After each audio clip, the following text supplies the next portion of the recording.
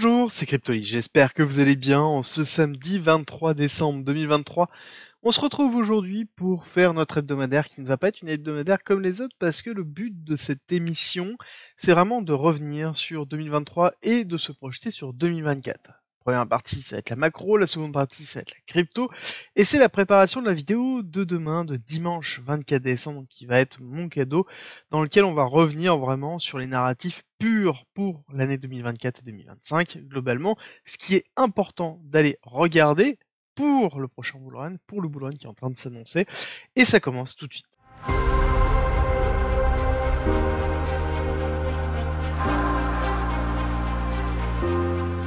Si tu as envie de te former et profiter vraiment du bull run, c'est simple, il y a une formation parfaite, complète, gratuite à disposition. C'est à travers un parcours pédagogique qui t'apprend tout sur la blockchain, la crypto, l'investissement, l'analyse technique et le trading. Tout ça gratuitement en commentaire et en description. Tu as des exercices, des QCM, des modules, des vidéos, des guides, tout pour pouvoir t'accompagner dans ta progression. Donc on va commencer notre réflexion autour de la macroéconomie sur cette année 2023 et cette année 2024. Alors au niveau de la macroéconomie, c'est vrai que 2023 a été quand même assez exceptionnel, dans lequel en effet on a eu une grosse accélération. On est parti à l'époque sur S&P 500 à 3008 pour terminer sur un nouvel ATH. On l'a clôturé sur la clôture de la semaine, mais ça n'empêche qu'on est allé ici chercher la liquidité sur le contrat futur au-dessus des 4810. Donc très important dans ici l'économie américaine. Et si vous vous rappelez, justement, à l'époque, début 2023, fin 2022, je vous disais que l'augmentation des taux d'intérêt, on allait se diriger vers les 5,5 et que ça allait être le taux d'intérêt, enfin le taux final. Et c'est exactement ce qui s'est passé. Je vous ai aussi expliqué durant toute la première partie donc de cette présentation que l'économie était beaucoup plus résiliente que prévu et que certainement le soft landing allait très bien se passer. Sur la deuxième partie de 2023, j'ai commencé à avoir un discours un petit peu plus dark, un petit peu plus néfaste sur l'économie américaine, comme quoi, oui, elle était plus positive, mais l'emballement actuellement du marché était quand même très très fort, et notamment dans cette dernière phase d'accélération, qui est la phase à partir d'octobre 2023. Clairement, en fait, cette accélération, cette dernière accélération qu'on a connue, c'est quelque chose qu'on a très très peu connu dans l'histoire du S&P 500. Et ça se fait poser en fait beaucoup de questions. Est-ce que le fondamental a changé? Est-ce que l'inflation a changé? Est-ce que la dynamique monétaire a changé? J'ai envie de vous dire, pas forcément. La seule chose qui a commencé à se mettre en place, c'est plus ou moins la validation qu'il n'y avait pas d'augmentation, et voire même une diminution possible en 2024 des taux d'intérêt. Et quand on regarde un petit peu le pricing du marché actuellement par rapport à cette accélération haussière et surtout à ce qu'anticipe le marché au niveau des révisions, ben on voit quand même pas mal de choses qui sont compliquées. Alors on va aller retourner directement sur le groupe CME pour récupérer les probabilities, et on voit que on a une dégression, une cassure réelle au niveau des taux qui est très rapide, hein. On parle directement de mars, il y a quand même 20% des personnes, 15% des personnes qui pensent que ça va être en janvier, mais on parle en mars, déjà 75% des personnes voient une diminution, ce qui est énorme, de 25 points. Et ainsi de suite, on voit que la diminution s'accélère pour 50% des personnes. Fin de l'année 2024, on est dans les alentours de 3,75. Et quand on va sur d'autres outils de pricing et d'anticipation, on voit qu'on est encore en dessous. Donc on a un marché qui est en train de pricer ici la mise en place de la Fed qui retournerait totalement sa veste et qui casserait justement derrière sa politique d'augmentation des taux, et qui ferait aussi vite que la politique, que l'augmentation de sa politique des taux. D'accord, donc ça veut dire que on descendrait aussi vite à peu près que la vitesse à laquelle on est monté. Chose qui est assez extraordinaire, la vitesse à laquelle on est monté, et c'est intéressant, c'est qu'on est monté tellement vite que du coup l'économie n'a pas cassé, et je suis même pas sûr que l'économie a réussi à sentir vraiment l'effet actuel de l'augmentation des taux, bien que c'est sûr et certain que c'est dilué dans l'économie, mais ça n'empêche que l'économie, c'est un peu comme quand on arrache un bandage. Voilà, on dit qu'il faut aller vite et fort pour pas sentir la douleur trop fort. Est-ce que ça s'est passé de cette façon-là? Je sais pas. Clairement, je n'ai pas la capacité de pouvoir le déterminer. En tout cas, je pense qu'on n'a pas non plus les chiffres. Mais ce qui est intéressant de voir, c'est quand on regarde ici le yielding des bons au trésor américains 10 ans, qui est un peu la référence. On voit les taux d'intérêt qui se trouvent ici dans la courbe qui est bleu clair. On voit qu'il y a en effet une corrélation, qu'on a bien une chute effective depuis qu'on a une stabilisation et depuis surtout ici en octobre 2023, la réflexion en se disant ok, ça sous-entend que les taux vont diminuer parce que le dialogue, enfin en tout cas le discours de la Fed a déjà changé. On est passé de potentiellement on va faire une augmentation à on sait qu'on va pas faire d'augmentation à on va faire une diminution en 2024. D'accord. Enfin en tout cas la réflexion et les discussions ont commencé.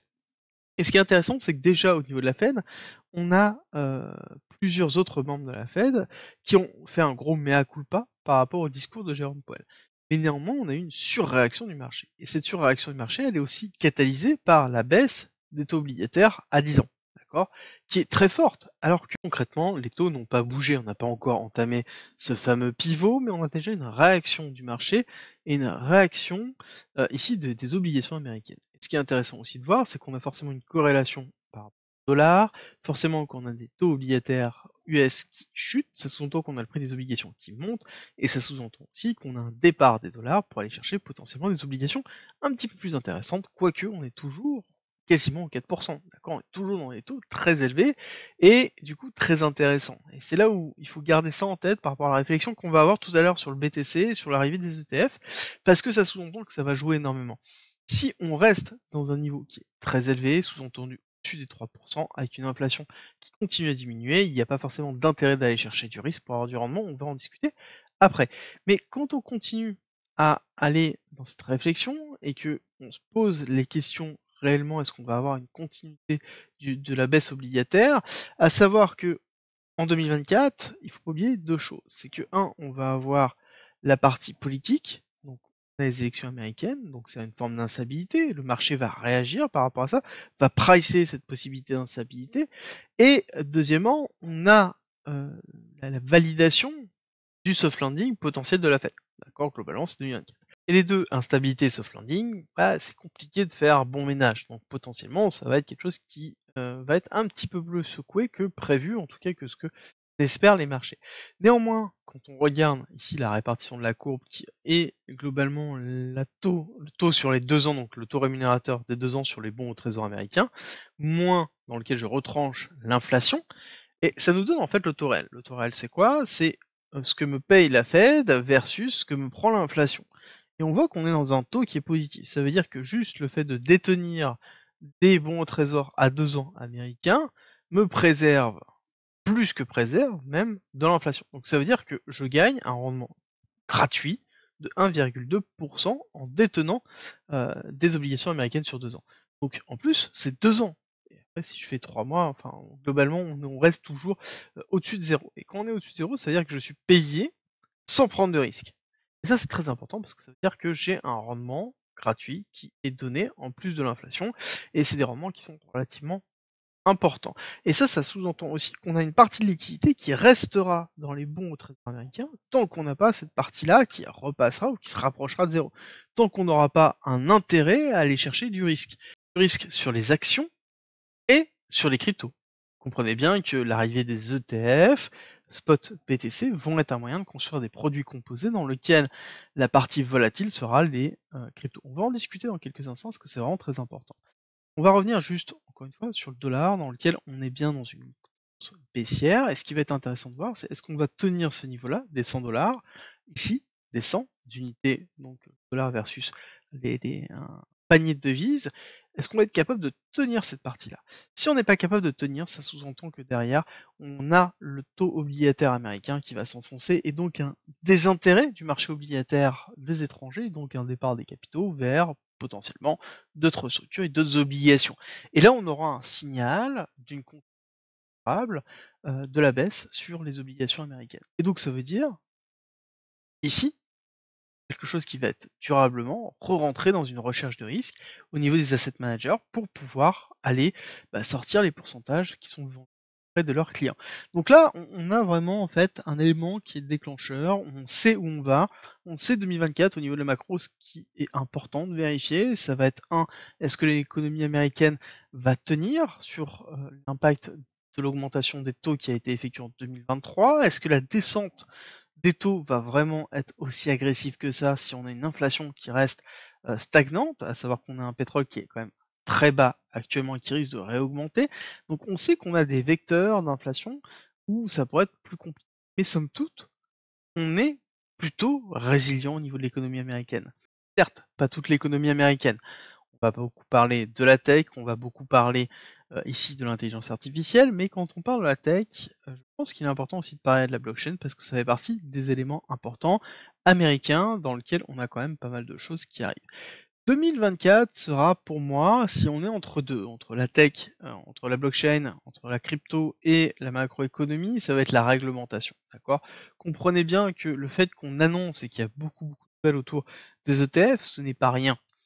C'est vraiment un élément crucial d'accessibilité à la crypto et de l'acceptation de la crypto, BTC, mais c'est la porte d'entrée pour le reste, dans le marché américain. Alors oui, ça va pas se faire aussi facilement, hein. Pensez pas que ça va être vraiment simple. Quand on voit ce qui s'est passé par exemple avec Nexo, dans lequel en 2023 on a eu une pression énorme au niveau de Nexo, alors que bon, globalement ils s'en sont sortis plutôt indemnes et qu'il n'y a pas de problématique de ce côté-là. Nous avons eu qui? Nous avons eu Binance qui s'est mangé une grosse cartouche dans lequel globalement maintenant Binance appartient aux Américains, à peu de choses près, même s'ils n'ont pas le droit d'exercer sur le sol américain, c'est ce qui est intéressant, ça sous-entend que c'est un exchange qui a le droit d'exercer partout, sauf, enfin partout, tout est relatif, mais partout, sauf sur le territoire américain, et qui est sous supervision américaine. Bon, très intéressant quand même, comme fonctionnement. On a l'USDT, qui derrière fait patte blanche pour globalement ne pas se faire taper dessus par les Américains. Et donc ça sous-entend qu'on risque d'avoir beaucoup plus d'OFAC compliant. Si vous suivez la quotidienne, vous comprenez tout à fait où je veux en venir. Ça veut dire que les Américains sont en train de réguler sans réglementer. Et ça c'est intéressant. C'est que justement toutes les lois autour de la crypto, qu'ils essaient de faire passer d'ailleurs depuis 2023, ne passent pas ou beaucoup plus de mal à passer parce que derrière ils n'en ont pas besoin. Ils font ce qu'ils ont l'habitude de faire, ça sous-entend allez-y, installez-vous. Bon, c'est bon, vous êtes bien installé? Ok, bon alors maintenant vous n'avez pas fait ça correctement, pas fait ça correctement, pas fait ça correctement, sortez le chéquier et globalement si on peut récupérer des informations en plus, on est bon. C'est exactement ce que l'on voit se passer maintenant. Et c'est vraiment, vraiment intéressant de voir la façon dans laquelle l'économie américaine a réagi par rapport à ça, la réglementation réagit par rapport à ça.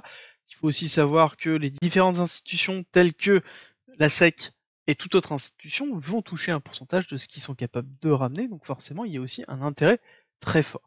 Alors, ce qui est intéressant de voir, c'est que sur 2024, on aura de la réglementation.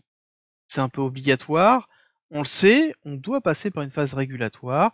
Quand on arrive dans une fin d'année 2024 et qu'on a en plus des élections derrière, c'est là où on va essayer de faire passer les pires lois de façon à ce que c'est que il y a peu de chances qu'on passe sur le prochain mandat. Donc à ce moment-là, on fait passer le maximum de choses qui sont antinomiques par rapport aux votants et de façon à pouvoir le faire. Donc il va falloir surveiller vraiment ce côté-là. Mais encore une fois, il n'y a pas forcément besoin. Regardez ce qui a été effectué et ce que fait la SEC actuellement. Il y a un ensemble de lois qui sont en train de se faire. On a des jugements qui permettent de valider ou non si la SEC est dans son bon droit. Et en fait, ça fonctionne de ce style-là. Est-ce que c'est un bon fonctionnement pour l'explosion d'une économie? J'ai envie de vous dire non. Mais est-ce que c'est ce qu'ils souhaitent actuellement? Est-ce que c'est ce que souhaitent les Américains d'avoir la blockchain qui s'épanouit économiquement dans leur pays? C'est la grosse question. Actuellement, je ne suis pas sûr et je pense que penser l'inverse, c'est ne pas comprendre comment fonctionne bien. Pour moi, on est plus dans une forme de manipulation de la technologie qui est en train d'arriver pour pouvoir justement mettre main basse dessus, et ce qui est plutôt habituel et qui fonctionne depuis plus de 60 ans. Donc il n'y a aucune raison de s'arrêter là. Alors, on va juste revenir encore une fois sur les ETF, parce que c'est très important quand on parle de BTC. Les ETF, il faut comprendre que donc c'est un outil financier qui permet aux institutions de pouvoir s'exposer facilement au Bitcoin. Pourquoi? Parce que, déjà dans un premier temps, le fait d'acheter du Bitcoin, ça veut dire qu'on doit être capable de les gérer. Bon, quelques institutions qui permettent de le faire à côté, je vous en ai parlé rapidement, comme Fireblock, mais ça n'empêche que c'est quand même compliqué, et ça veut dire qu'on doit expliquer en tant qu'une banque, par exemple, qu'on détient du BTC et qu'il y a un peu de fluctuation. C'est très compliqué, alors que expliquer qu'on détient un ETF qui est basé sur le BTC, donc qui est l'ETF, c'est une part d'une société, globalement, c'est ça.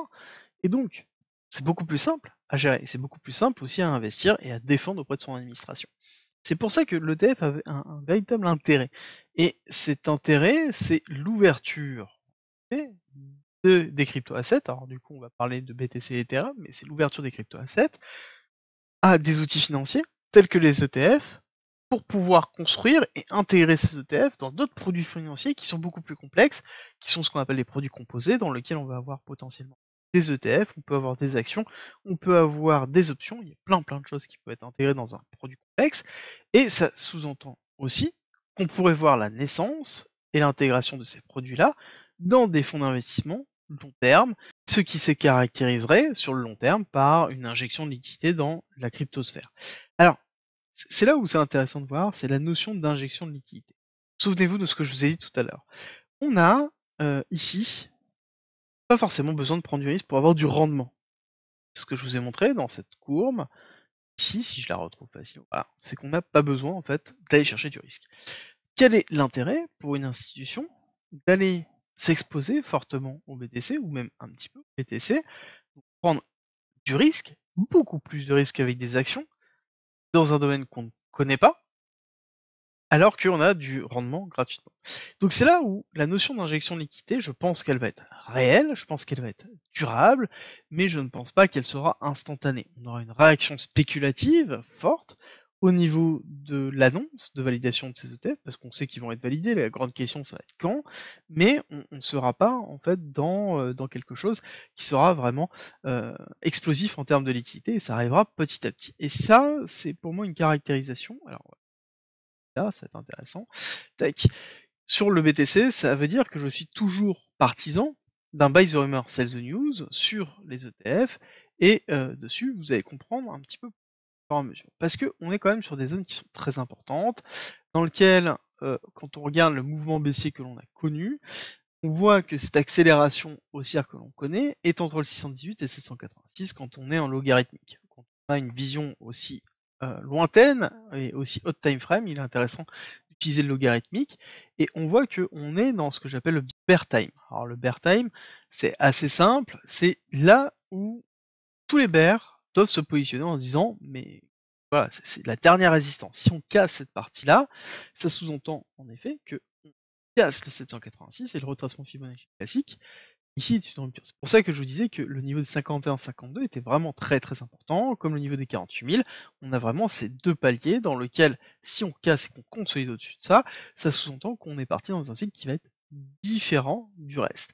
Par contre, ici, ça veut dire qu'on va avoir une pression baissière et une prise de profit qui va être importante. Quand on regarde un petit peu ce qui se passe au niveau de Ark Invest, oui, il y a des phases de prise de profit, mais qui est plutôt logique. D'accord, quand on connaît en fait l'accélération haussière qu'on a connue là, à un moment donné, il faut valider les profits. Ce qui reste en tout cas pour moi le plus probable serait d'avoir un sell the news, d'avoir une respiration du marché, quitte à avoir une accélération haussière temporaire suite à la validation des ETF, si ça se fait bien en janvier, quelque chose qui pourrait faire ça, et ensuite un retracement, une respiration qui pourrait prendre un petit peu de temps pour arriver globalement sur ici cette zone de retest avant de consolider et d'avoir ici le halving, et ensuite repartir à la hausse sur fin 2024, avec aussi, pourquoi pas, la fin des élections et la fin de l'instabilité américaine, et donc derrière, quand on dit fin de l'instabilité, ça veut dire aussi retour des prises de risque. Plus on a de l'instabilité, moins on prend du risque, plus on a quelque chose qui est cohérent et qu'on a une stabilité, plus on va avoir tendance à aller chercher du risque pour compenser cette stabilité politique. Et c'est là où, pour moi, on aura un véritable momentum qui arrive lorsqu'on touche le 0,5, donc les 32 300 globalement, où on aura une opportunité d'achat qui pourra aller, pourquoi pas, assez bas, mais dans tous les cas, il ne faut pas penser qu'elle ira plus bas. Il faut réfléchir sous forme de palier en se disant, ok, bah, si jamais on arrive à ce niveau-là, je suis capable de réinvestir tant. Et ça, c'est vraiment important, et pour moi, ça va être la réflexion de 2024. La réflexion de 2023, ça a été ici de tenir et de ne pas vendre, d'accord? De vraiment tenir toute cette phase, ici d'accélération haussière, de stabilisation, de réaccélération, d'accord? Ça a été vraiment le gros challenge de 2023, et de accumuler durant toute cette partie-là. Ça a été vraiment le plus compliqué, je pense. 2022, ça a été de se séparer de cette position, de rentrer dans un mode en effet de positionnement de DCA, mais vraiment 2023 ça a été le fait de continuer à acheter un marché qui accélère à la hausse, avec peur de redescendre plus bas, et de ne pas se dire que en effet forcément ça va redescendre plus bas, donc je n'achète pas, c'est déjà trop cher et je n'achèterai pas. Et là ça a été vraiment la difficulté de 2023 durant toute cette période-là. Beaucoup de personnes n'ont pas réussi, donc là on a eu beaucoup de FOMO aussi. Là, c'est plutôt classique. Maintenant, la réflexion de 2024, pour moi, ne va pas être dans une notion de vente, parce que je pas, par exemple, moi, dans ma politique de vente, je suis là pour préparer le bull run, et le bull run n'est pas ici un retracement d'accélération, c'est une rupture de la TH, et derrière, en fait, vraiment une injection de liquidité. Ce n'est pas parce qu'on revient dans des niveaux qui sont intéressants que on est dans un bull run. On revient juste au niveau de janvier, février, mars, avril 2022 avant Terra Luna. On revient juste de là où on était avec Terra Luna. Et ça, c'est vraiment important, c'est que on revient juste dans des zones qui sont normales de retester. Et c'est plutôt sain et positif pour l'écosystème. Alors là-dessus, il y a une autre théorie qui rentre en compte et que on se doit de surveiller. C'est que oui, on a de la manipulation, énormément de nouvelles qui tournent autour des ETF, beaucoup à chaque fois qu'il y a un appel, on en parle, etc., etc. Donc on fait monter en fait la tension. Je sais pas si ça va être validé en janvier, ça va être validé en mars. Hein. Pour rappel, on peut très bien refuser ARK Invest, refaire déposer ARK Invest et tout valider en mars. Bien que là, quand on regarde en fait les différentes nouvelles, on se dit que ça va être potentiellement vraiment validé début de l'année, voire même fin de l'année. Il y a une autre théorie qui rentre en compte, qui est la théorie de la gestion de la liquidité du BTC. Et ça, c'est important parce que c'est un frein par rapport à la théorie que je vous donne et aux probabilités que je vous donne. Je vous explique pourquoi. C'est le principe, je vous en ai déjà parlé d'ailleurs de ça, c'est la notion de la liquidité et de la disponibilité du nombre de BTC sur les exchanges et de la liquidité du BTC par rapport à l'arrivée du halving.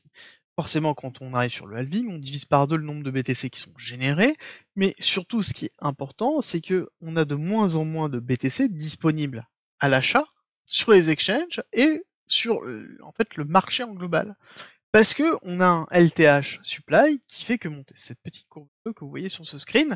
D'ailleurs, je vous invite vraiment à regarder ici The Rational Root, hein, qui est la personne qui produit en fait ce type de graphique. Et c'est quelqu'un qui a en tout cas une réflexion qui est un peu particulière, qui est en dehors du reste, et que j'aime beaucoup dans sa façon de réfléchir. Et quand on voit en fait cette courbe bleue qui représente ceux qui sont hold globalement du BTC sur du long terme, et on voit qu'on est arrivé dans des niveaux qui sont les phases d'accumulation de 2015. Or, chose qu'on n'a pas forcément connue en 2018-2019. On n'a pas eu ces périodes, vraiment ces énormes pics. Donc ça veut dire que les personnes tiennent du BTC et ne le lâchent pas. Et ça, c'est vraiment important. Ça veut dire que on a une diminution d'émissions du nombre de BTC, et à côté, on a une augmentation des personnes qui maintiennent et qui ne vendent pas leur BTC. Donc ça veut dire qu'à un moment donné, on va se retrouver potentiellement sur plus de BTC ou très peu de BTC à l'achat et à la revente. Et on rappelle qu'on est sur un marché spot, donc ça veut dire que c'est un marché market, c'est un marché qui détermine son prix par rapport au dernier ordre d'achat. Et donc forcément, quand on a très peu d'éléments à vendre, ça veut dire qu'on peut très bien avoir une bulle spéculative qui éclate à une vitesse totalement aberrante, parce qu'on a très peu de BTC présents, et derrière on a beaucoup de liquidité, ou en tout cas on a de la liquidité qui s'injecte, mais qui est supérieure par rapport à ce qu'on est capable de fournir en termes de volume d'échange du BTC, et derrière en effet avoir une valorisation très forte du Bitcoin. Et c'est là où en fait les deux vont se confronter. Est-ce qu'on va avoir suffisamment de liquidité pour entraîner ce cycle, ou est-ce que cette liquidité va être beaucoup plus contrôlée et beaucoup plus lente pour pouvoir en effet avoir quelque chose qui est beaucoup plus lissé. Et c'est là où aussi il va falloir surveiller cette courbe bleue, ce LTH supply. Donc je vous invite à suivre The Rational Root sur notamment Twitter si vous voulez avoir ces graphiques, même si je vous les présenterai régulièrement. Ça n'empêche que c'est vraiment intéressant et important de voir est-ce que on a une continuité du holding qui est effectuée durant tout ce cycle qui se prépare, ou est-ce que on va avoir un sell-off comme on a pu le connaître en 2015-2016, hein, d'accord. On voit ici dans cette phase d'accélération, toute cette phase d'accélération, ça a été un sell-off. Donc est-ce qu'on va être dans cette forme de sell-off? À ce moment-là, ça veut dire que les BTC qui ont été détenus pendant longtemps vont être vendus et permettra de compenser la demande et donc l'ajout de liquidité qui sera effectué par les ETF et la construction de produits structurés. Et je reste persuadé que pour 2024, on n'aura pas une injection monumentale de liquidité, ça se fera petit à petit, parce que, comme d'habitude, c'est une partie de gestion du risque, on est sur des gros institutionnels, on ne gère pas le risque comme si on était un retail, comme si on appuyait sur un bouton, ça ne se fait pas de cette façon-là. Donc concrètement, pour avancer en fait dans cette vision 2024, pour moi, le véritable bull run et la rupture se passera sur Q3, Q4 2024. On va avoir une phase de latéralisation ou de retracement suite aux annonces des ETF. Surtout qu'il faut comprendre que le fait que les ETF arrivent veulent dire aussi plein de choses. Enfin, je vais pas élaborer dessus, mais on peut avoir des ETF papier, comme on connaît au niveau du gold. Ça, si ça vous intéresse, dites-le moi en commentaire. Je ferai certainement une vidéo où ce sera un sujet que j'aborderai en live. Mais ça peut être aussi un risque que l'on pourra avoir. Et aussi, les ETF sont des outils financiers qui sont très souvent utilisés pour être shortés, donc vendus à découvert, donc une pression vendeuse relativement forte qu'on pourrait retrouver sur le BTC, qui pourrait être une phase de manipulation que l'on ne connaît pas encore, et c'est pareil d'autres personnes qui pensent ça. Bon, je suis très très mitigé par rapport à ça, mais je sais que c'est un risque qui peut arriver, donc je le prends en considération. Comme d'habitude, c'est ça. Aussi, autre chose, on a la notion du halving qui arrive et dans lequel on a la représentation ici, que je vous mets en vert, du prix du BTC. D'accord? Donc par rapport au hash rate qui continue continuellement à monter, donc c'est-à-dire qu'il y a de plus en plus de personnes qui sont intéressées de miner, et quand on va arriver au halving, bon, il faut savoir que ces mineurs vont avoir leur chiffre d'affaires divisé par 2. Et donc ça va être une zone qui va être très importante à surveiller, dans lequel là j'ai remis à jour avec vraiment les derniers mineurs, donc le dernier matériel qui est disponible. Donc pas tous ont ça, pas tous ont des très bons leads électriques, et généralement on est, je pense, dans une fourchette haute dans les alentours de 35 000, fourchette basse dans les alentours ici de 22 000, 20 000 maximum, d'accord? Donc on est vraiment dans cette zone ici où c'est la zone de rentabilité des mineurs. Et donc, par rapport à la difficulté existante. Et donc si jamais on est amené à travailler ces zones-là, je pense que ce sera fortement défendu par les mineurs, et donc on aura aussi une vente des BTC qui diminuera, on n'aura pas de prise de profit des mineurs parce qu'ils seront à peine dans la rentabilité, donc il y aura vraiment le minimum syndical qui sera validé, on a même des personnes qui débrancheront et donc un hash rate qui diminuera, et là on aura quelque chose qui va se stabiliser. C'est pour ça que je vous dis que si jamais on arrive dans cette zone-là, il faudra racheter. Considérer que là on va faire tout droit, c'est ne pas se préparer à avoir tort, c'est ne pas se préparer à une éventualité d'aller chercher plus bas. Que se passe-t-il à ce moment-là dans votre tête si vous n'avez pas préparé cette éventualité-là? Bah à ce moment-là, vous réagissez sur l'émotion. C'est absolument ce que l'on ne veut pas.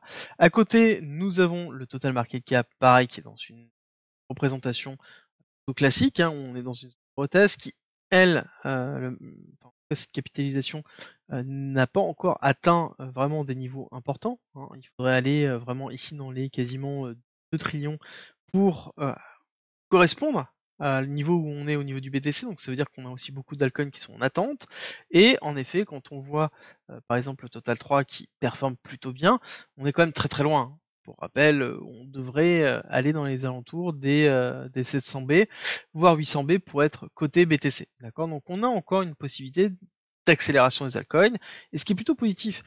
Comprenez bien que pour 2024, si jamais on a en effet une cassure au niveau du BTC, les altcoins vont prendre cher, et il est important de faire monter, il est important d'avoir une augmentation de la capitalisation de ces altcoins pour pouvoir absorber un moins 20% qu'on pourrait avoir. Il faut juste être capable de pouvoir absorber cet impact-là. Un market cap des altcoins qui pousse est très positif. Voilà, est très positif et permettra dans tous les cas de pouvoir absorber si jamais on se retrouve dans un sell the news et peut-être un petit peu plus abrupt. Et pour moi, on est dans cette dynamique de préparation du bull run et qui est positif en fait, c'est excessivement positif. On respire maintenant, qu'on latéralise ou qu'on continue d'accélérer, somme toute, c'est l'avènement du travail qu'on a effectué sur 2022 et 2023. Et c'est justement la finalité, c'est une des finalités qu'on attend et qu'on tient déjà depuis un certain temps.